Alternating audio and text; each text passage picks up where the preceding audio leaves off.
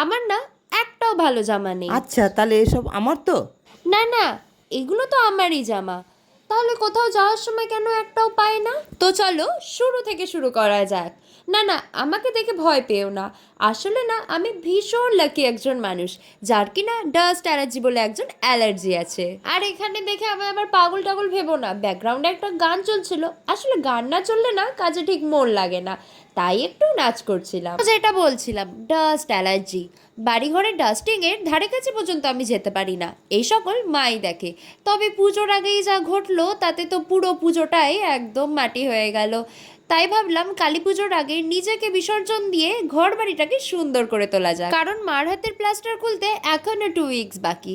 তো সাহস করে কাজে তো নেমে পড়লাম, আর সব শেষে রাতের বেলা আমার ঠিক এই রকম অবস্থা হয়ে গেছিল। তো সেদিনের মধ্যে তো প্যাক আপ করে ঘুমিয়ে পড়লাম, আর নেক্সট মর্নিং ঘুম থেকে উঠেই সবার আগে বেডশিট চেঞ্জ করলাম। জানি এইসবের পরে আমাকে 2 দিন বেড রেস্ট থাকতে হবে, তাও নিজের ঘর বাড়ি একটু পরিষ্কার গুছানো থাকলে কিন্তু মনটা এমনি খুশি হয়ে যায়। ঠিক যেমন ঘরটা পুরো গোছানোর পরে ঘরের তো প্রেমে পড়ে গেছি আমি, এইভাবেই মন আর শরীর দুটোই ভালো হয়ে গেছে।